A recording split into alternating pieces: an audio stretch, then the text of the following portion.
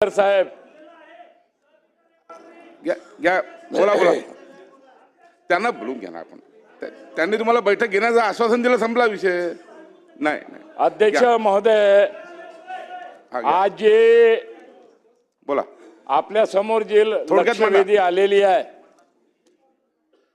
शायद मला असं वाटतंय का महाराष्ट्रामध्ये एखाद्या IAS अधिकाऱ्याच्या विरुद्ध त्याच्या नावाने ही बहुतेक हे पहिली लक्षवेधी असेल.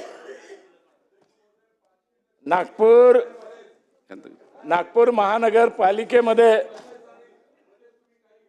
नाही ठरलं मग अध्यक्षांनी शब्द दिला होता. सकाळची लक्षवेधी येणार आहे आता झाली किती येणार आहे. सकाळपासून थांबलो आम्ही. घ्या बोला बोला. अध्यक्ष महोदय, महानगरपालिकेमध्ये तुकाराम मुंडे हे 28/1/2020 रोजी नागपूर महानगरपालिकेमध्ये रुजू झाले आणि अध्यक्ष महोदय त्यांच्या 7च महिन्यामध्ये हा कार्यकाल करून ते दुसरीकडे रवाना झाले. महाराष्ट्राच्या इतिहासामध्ये तुकाराम मुंडे हे असे अधिकारी आहे का ज्यांच्या 20 वर्षामध्ये 24 बदल्या झाल्या आणि 7 महिन्यामध्ये जे काही त्यांनी नागपूर शहरामध्ये गुल खिलवलं आणि जे उत्तर मी पाहिलं मंत्री महोदय, असं गोलमोल उत्तर मी आजपर्यंत कधी पाहिलं नाही. आणि मला मंत्री महोदयाकडून अपेक्षा आहे त्या अधिकाऱ्यांच्या भरोशावर न राहता या गोलमोल उत्तरावर आपण लक्ष केंद्रित न करता अगर आपण सत्याची बाजू अगर केली तर आज तुम्ही तुकाराम मुंडे यांना डिसमिस या ठिकाणी करणार आहात. अध्यक्ष महोदय, आल्या तुकाराम मुंडेंनी काय केलं? रामनाथ सोनवणे म्हणून कार्यकारी अधिकारी स्मार्ट सिटीमध्ये होते. आल्या त्या व्यक्तीने, त्या अधिकाऱ्यांनी तुकाराम मुंडे आल्याबरोबर राजीनामा दिला आणि ते बाहेर रवाना झाले. आणि तुकाराम मुंडे हे असे प्रेमी होते, विकासाच्या नावावर तर अध्यक्ष महोदय हे 0 होते, लेकिन मीडिया आणि NGOच्या नावावर हे खूप फेमस होते, हे खूप प्रेमी होते. जिथं जायचे तिथं अधिकारी पोचत नव्हते, परंतु मीडिया आणि NGO हे पहिले त्या ठिकाणी पोचत होता. आणि म्हणून या लक्षवेधीला थोडा वेळ लागू शकते आणि म्हणून मंत्री महोदयाकडून आमची न्याय होण्याची या ठिकाणी अपेक्षा आपल्या सगळ्याला आहे. त्या काळामध्ये अध्यक्ष महोदय कोविडचा काळ होता. या कोविडच्या काळामध्ये नागपूर शहरामध्ये अनेक प्रकारचे हॉस्पिटल आहे. स्कोपमध्ये हा विषय नाही आहे, परंतु अनेक हॉस्पिटल आहे, सरकारचे हॉस्पिटल आहे, महानगरपालिकेचे हॉस्पिटल आहे, प्रायव्हेट हॉस्पिटल आहे. परंतु या कोविडच्या काळामध्ये नागपूरवरून तर 35-40 किलोमीटर काटोलच्या रोडवर 5000 बेडचे हॉस्पिटल खुल्या मैदानात टाकलं, खुल्या मैदानात. आणि सर दुसऱ्या दिवशी वाराधून आली आणि पूर्ण ते 5000 हॉस्पिटल ते बेड टाकलेले सर्वनाश झाले. लगभग 40 करोड रुपयाचं नुकसान या तुकाराम मुंडेच्या माध्यमातून या ठिकाणी झाला. अध्यक्ष महोदय, या ठिकाणी महानगरपालिकेचे जे कर्मचारी होते, क्लास 4 कर्मचारी होते, तोही आजच्या याच्यामध्ये स्कोप नाही आहे, कारण मी त्यांच्या 7 महिन्याचा कार्यकाल अध्यक्ष महोदय आपल्याला सांगत आहो. महानगरपालिकेमध्ये तुकाराम मुंडे जी आले आणि 17 कर्मचारी जे क्लास 4 कर्मचारी होते. कृष्णाजी, आता याच्यावरती प्रश्न विचारा. नाही मी सगळं सांगतो अध्यक्ष महोदय, कारण हा भयानक विषय आहे. 17 परिवाराला बर्बाद करण्याचं काम त्यांनी केलं आणि त्या 17 कर्मचाऱ्याची फाईल अध्यक्ष महोदय त्यांना 89 प्रमाणे बेनिफिट द्या अशा प्रकारची मूव झाली असता आणि त्यांच्याकडे गेले आणि त्या दिवशी तुकाराम मुंडे आले, त्यांनी काही पाहिलं नाही मंत्री महोदय. आणि त्या 17 कर्मचाऱ्याला डिसमिस करून टाकलं, नोकरीतून काढून टाकलं. ते बी अचंबित झाले का अचानक हे का झालं. आणि हायकोर्टामध्ये अध्यक्ष महोदय ते हायकोर्टामध्ये गेले आणि हायकोर्टामध्ये त्या कर्मचाऱ्यांनी लहान वकील उभा केला, यांनी 4 वकील केले, ते टिकू शकले नाही.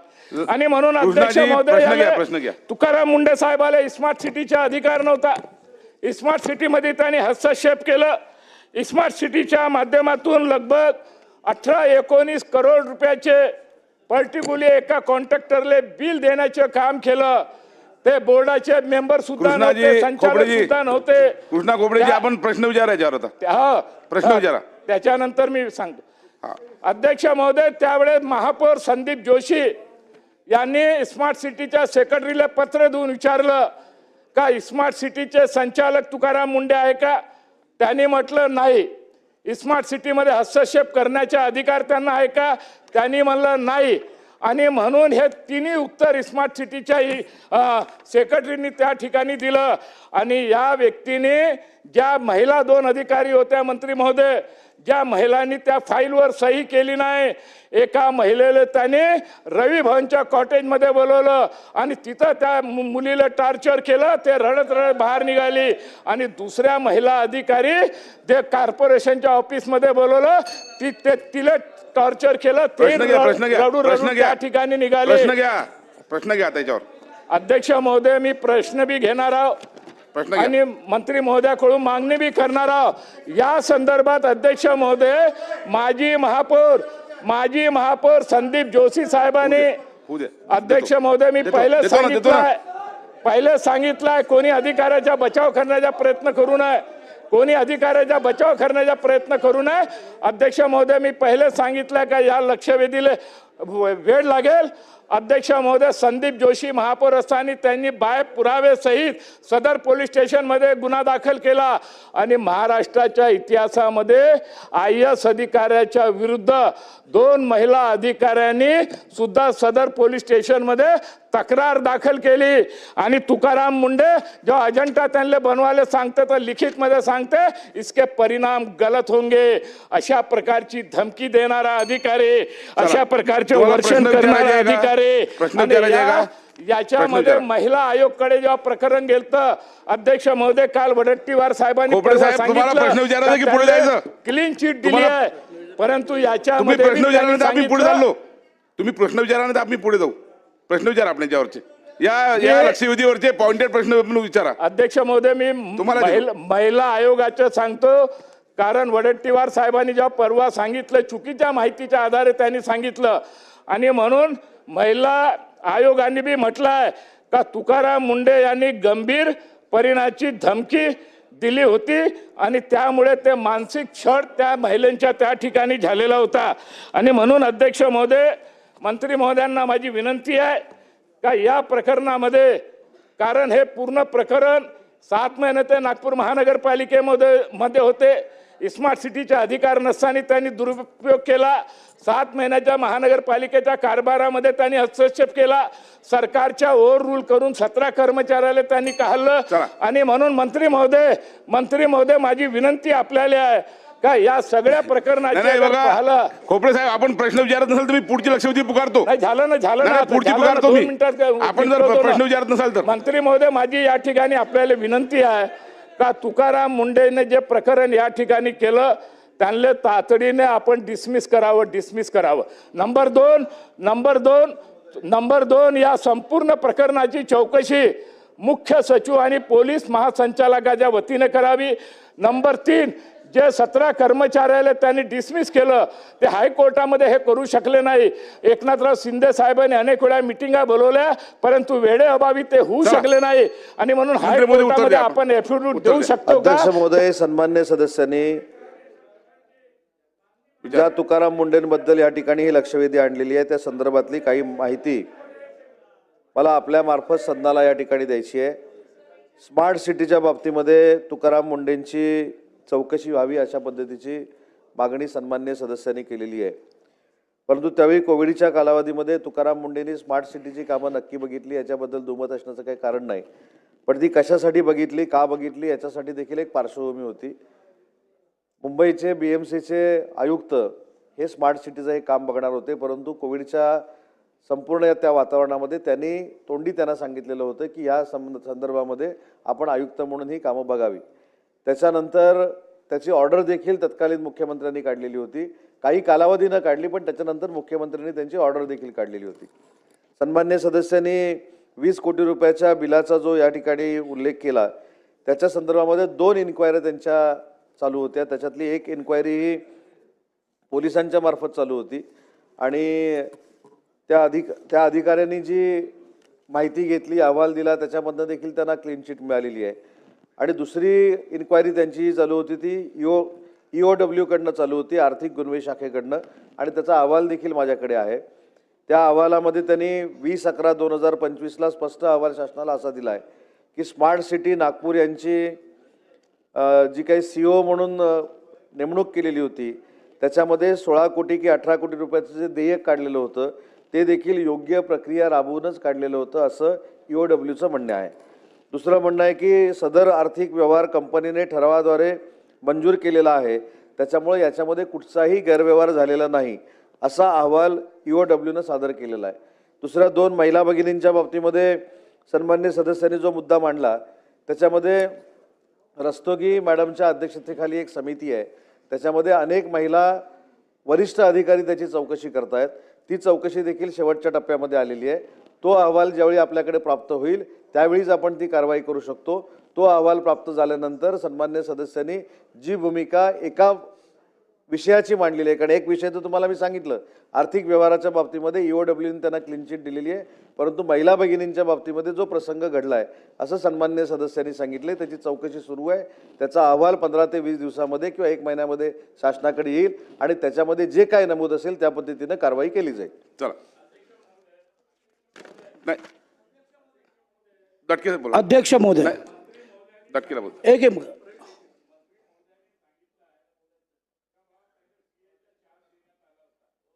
नगर विकास विभागाच्या सर असा कोणताही आदेश आतापर्यंत महानगरपालिकेला प्राप्त झाला नाही. ते कार्यकारी CEO पदावर त्यांचा आदेश सुद्धा त्या ठिकाणी आलेला नाही. ती फाईल सुद्धा नगर विकास विभागात आली नाही. तशा प्रकारचे कोणतेही आदेश आला नाही.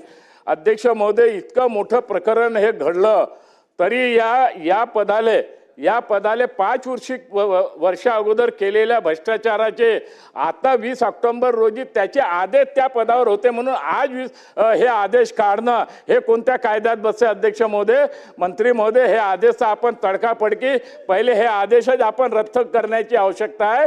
आणि CEO पदाचा चार्ज हा शासन स्तरावर आजपर्यंत निघालेला नाही. हे आपल्याला जे माहिती या ठिकाणी देण्यात आलेली आहे ही टोटली चुकीची माहिती आहे. अगर अशा प्रकारचे आदेश नगर विकास विभागाने अगर काढला असेल तर ते आपण या ठिकाणी सांगावं आणि याची संपूर्ण प्रकरणाची चौकशी मुख्य सचिव आणि पोलीस महासंचालकाच्या मार्फत करावी अशी आमची विनंती. मंत्री महोदय अध्यक्ष महोदय, मी सुरुवातीलाच सांगितलं की तुकाराम मुंढे यांनी या पदावर नक्की काम केलेलं होतं.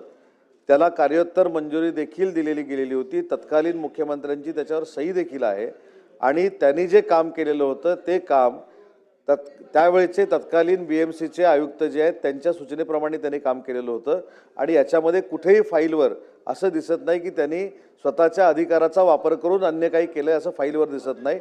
दुसरा मुद्दा जो मी सांगितला महिला भगिनींच्या बाबतीमध्ये, ती इन्क्वायरी राधिका रस्तोगी मॅडमच्या समितीच्या अध्यक्षतेखाली चालू आहे आणि तो समितीचा अहवाल 1 महिन्यानंतर आल्यानंतर त्याच्यामध्ये जे काही नमूद केलं आहे त्याच्यावर कारवाई होईल म्हणून सांगितलं. चला नाना बरोबर देतो तुम्हाला एक माझा एकदम स्पेसिफिक प्रश्न आहे मंत्री महोदय.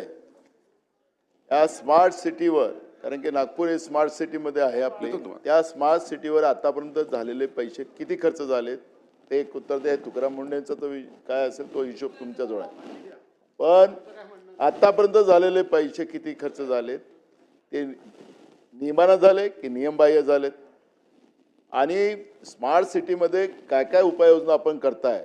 आपल्याला नागपूरमध्ये वायफाय कुठं फ्री मिळतं का? नाही. तुम्ही त्याच्यावर पैसा खर्च केलेला आहे. आणि म्हणून आम्हाला आता या निमित्तानं हा जे आदरणीय कृष्णा खोपडे आणि जे दटके साहेबांनी जो प्रश्न उपस्थित केला, या निमित्तानं स्मार्ट सिटीची नागपूरची सगळी चौकशी आपण करून विधिमंडळाला आपण पटलावर अहवाल सादर करणार का? आणि किती पैसे खर्च झाले आतापर्यंत? या संदर्भामध्ये 2 दिवसापूर्वी जी चर्चा या संदर्भामध्ये जी झाली होती त्याच्यामध्ये स्वतः मुख्यमंत्री महोदयांनी या संदर्भातली चौकशी करतो असं आश्वासन दिलेलं होतं. मुंडेंच्या प्रकरणातलं पण दिलेलं होतं आणि ज्या आर्थिक बाबतीत आत्ता खोपडे साहेबांनी जे बोललेले त्याचे देखील पूर्ण याच्या संदर्भामध्ये. आणि दुसरी महत्त्वाची गोष्ट म्हणजे जो काही खर्च झालेला आहे किंवा कुठच्या विभागावर खर्च झालेला आहे, कुठच्या कामांवर खर्च झालेला आहे, ही माहिती आता माझ्याकडे उपलब्ध नाही, ती पटलावर ठेवण्यात येईल. प्रवीण दटकेजी. हा ही लक्षवेधी का आली याचं फक्त 1 मिनिटात मी आपल्याला सांगतो. मान्य अध्यक्ष महोदय, ही लक्षवेधी का आली?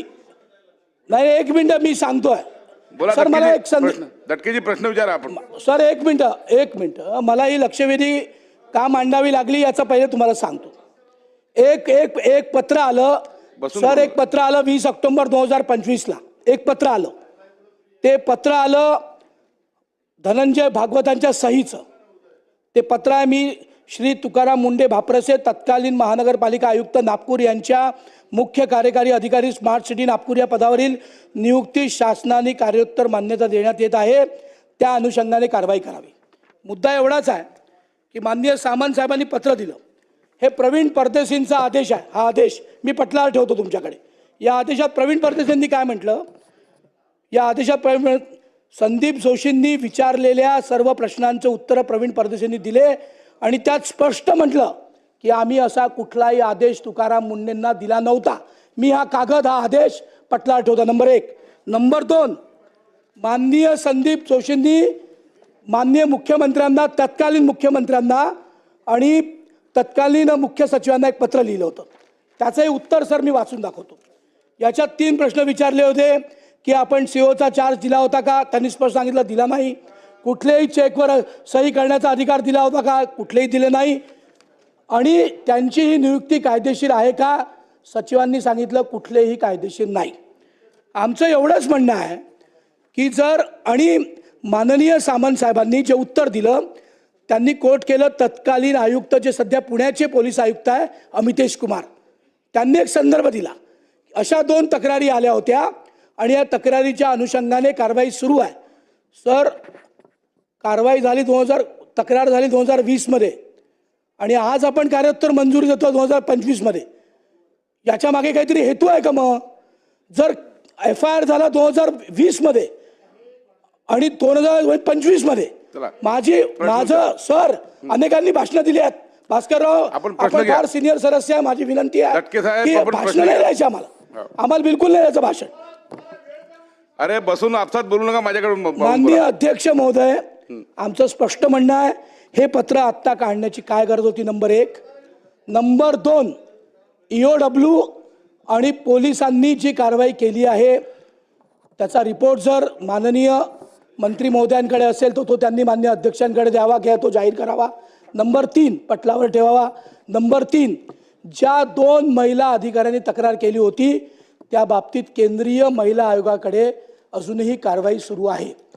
आमची एवढीच विनंती आहे की हे जे पत्र काढलं, या सगळ्या पत्रांवर जोपर्यंत सगळ्या वेगवेगळ्या एजन्सींचा रिपोर्ट येत नाही तोपर्यंत हे पत्र काढण्याची गरज काय होती? हे पत्र आपण तात्काळ रद्द करणार आहोत का? नंबर 1. आणि नंबर 2, माननीय ज्येष्ठ सदस्य कृष्णा खोपडे यांनी म्हटल्याप्रमाणे महाराष्ट्राचे मुख्य सचिव आणि मुख्य पोलीस DIG असतील त्यांच्या मार्फत अशा प्रकरणांची, अशा भापरसे अधिकाऱ्यांची आपण चौकशी करणार आहोत का? मंत्री महोदय. अध्यक्ष महोदय, मी दोन्ही प्रश्नाची खरं तर उत्तरं दिलेली आहेत की या संदर्भामध्ये जो महिला भगिनींच्या बाबतीतला एक प्रसंग आहे, जे खोपडे साहेबांनी इथे सांगितलं, सन्माननीय सदस्यांनी इथे सांगितलं, त्याची चौकशी सुरू आहे. मी स्वतःच सांगितलं ती चौकशी 1 महिन्यामध्ये पूर्ण होईल आणि त्याच्यामध्ये जी काही तरतूद असेल, जे काही नमूद केलेले असेल त्याच्यावर कारवाई होईल असं देखील मी स्पष्ट सांगितलं. आता सन्माननीय सदस्यांनी जो कागद दाखवला त्याच्या अगोदरचा एक कागद मी आपल्याला दाखवतो की ज्या संदर्भामध्ये आपण तुकाराम मुंडेंचा आणि प्रवीण परदेशींचा या ठिकाणी उल्लेख करतोय, त्याला देखील मान्यता मुख्यमंत्र्यांनी दिलेलं पत्र माझ्याकडे, ते देखील मी तुमच्याकडे देतो. आणि त्याच्यानंतर EOWनं देखील चौकशी केलेली आहे, पोलीस डिपार्टमेंटनं देखील चौकशी केलेली आहे. दोन्ही चौकशीमध्ये त्यांना क्लीन चिट मिळालेली आहे. तरी देखील परवा मुख्यमंत्री महोदयांनी सांगितले की अजून त्याच्यामध्ये काय चौकशी करायची असेल तर आपण नक्की चौकशी करू. परंतु 2 विषय वेगवेगळे आहेत. एक महिलांचा विषय आहे आणि एक भ्रष्टाचाराच्या संदर्भातला विषय आहे. आणि भ्रष्टाचाराच्या संदर्भातला जो विषय आहे त्याच्यामध्ये दोन्ही एजन्सीनी त्यांना क्लीन चिट दिलेली आहे आणि एक इन्क्वायरी चालू आहे. ती इन्क्वायरी पूर्ण झाल्यानंतर त्याच्यामध्ये जे काय असेल त्या पद्धतीनं कारवाई केली जाईल. चला, आता नाही.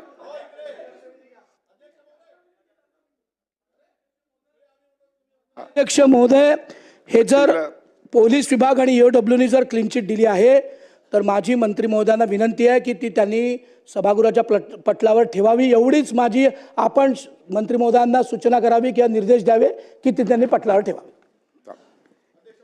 EOWचा रिपोर्ट आणि पोलिसांनी केलेली जी कमिटी होती त्याचा रिपोर्ट पटलावर ठेवला जाईल. चला बोला. अध्यक्ष महोदय, लक्षवेधीच्या माध्यमातून खोपडे साहेबांनी जो विषय उपस्थित केला आणि आमच्या दटके साहेबांनी त्यावर अधिकची माहिती तिकडे उपलब्ध करून देणार आहेत. मंत्री महोदयांचं उत्तरही आपण ऐकलं. तुकाराम म्हणता रामराम म्हणायची पाळी या सभागृहात किती वेळा तर यायची. पण काय होत आहे की एजन्सीनं काल पण आलं, मी काल पण बोललो, आज पण बोललो. तुम्हाला तुमचं मला एक सांगा की मंत्री महोदयांनी आता या संदर्भात स्पष्टपणे सांगितलं की चौकशी केली होती तर त्यामध्ये ते निर्दोष आढळलेत. मला वाटतं आता तुम्ही हे सगळं प्रकरण CBI, ED जेवढ्या राष्ट्रीय एजन्सी आहेत ना तेवढ्याकडे हे तुकारामांचं प्रकरण पाठवून द्या आणि कुणीतरी असेल तर नाही तर स्पेशल फोर्स वगैरे नेमा आणि त्याची चौकशी करा, म्हणजे सगळं समाधान होईल. बघा कोण दोषी असेल कारवाई झाली पाहिजे. पुढे गेलं पाहिजे आता. नाही माझा प्रश्न आहे ना, हा सांगा. तो दोषी असेल कारवाई झाली पाहिजे. पण आपण बघा, मी मुद्दाम आता फाइंड प्रोसिजरवर आलो तर मग त्यावर वेगळी भूमिका होईल. अध्यक्ष महोदय तो अधिकार अध्यक्ष महोदयाचा असतो, पीठासीन अधिकाऱ्यांचा असतो, माननीय अध्यक्ष महोदयांचा असतो. लक्षवेधी स्वीकारणं न स्वीकारणं. आम्ही आज लक्षवेधी पाहतो आहोत. आम्ही माझं फाइंड प्रोसिजरच्या माध्यमातून तर नंतर मी मला संधी द्यावी अशी विनंती करतो. पण आज मी आत्ता तो विषय काढणार नाही कारण आमच्या माननीय सदस्यांना वेगळं वाटेल. माझी भूमिका स्पष्ट आहे मंत्री महोदय. तुम्हाला या पलीकडे जाऊन कोणती चौकशी नेमायची आहे का ते सांगून टाका आणि एकदा या विषयावर चौकशीमध्ये जर तुकाराम मुंडे दोषी आढळत असतील तर कारवाई करून टाका. पण ज्या पद्धतीनं दोनही सदस्य आपलं म्हणणं मांडून ते त्यांच्याकडे असलेले पुरावे देत आहेत त्याची एकदा सांगून टाका ना तुम्ही की आम्ही उच्चस्तरीय चौकशी करू, काय करू. पण ते तुम्ही काय होत आहे ते बॉल टाकतात, तुम्ही टोलवता, रन निघतच नाही, असं चाललेलं आहे. पुन्हा ते जोरानं बॉल टाकतात ताकदीनं आणि तुम्ही पुन्हा हळूच बॉल टोलून टाकता. काहीतरी फैसला करा, संपवा विषय, चला ठीक आहे. अशी आमची विनंती आहे. म्हणून स्पेसिफिक तुम्ही काय आणि त्यांचे घ्या एव्हिडन्स आणि करून टाका कारवाई. आम्हाला काही कोणाच्या अधिकाऱ्यांना वगैरे मनगळीत आम्हाला पाठीशी घालायचं पाहिजे नाही. दोषी असेल तर स्पष्ट सांगा. असलेले सरकार म्हणून तुमच्याकडे कागदपत्र आहेत, एव्हिडन्स आहे आणि एकदाच सोक्षमोक्ष करून टाका. बोला. अध्यक्ष महोदय, पुन्हा एकदा सांगतो की 2 एजन्सीनी यांची चौकशी केलेली आहे. दोन्ही एजन्सीनी यांना क्लीन शीट दिलेली आहे आणि महिलांच्या बाबतीतली जी काही इन्क्वायरी आहे ती सुरू आहे. राधिका रस्तोगींच्या समितीच्या अंडर ती चौकशी सुरू आहे. 1 महिन्यानंतर त्याचा अहवाल येईल विजय वडेट्टीवार साहेब आणि त्या अहवालामध्ये जर त्याच्यामध्ये काही नमूद असेल त्या पद्धतीनं कारवाई करू सांगितलेलंच आहे. चला लक्षवेधी क्रमांक 5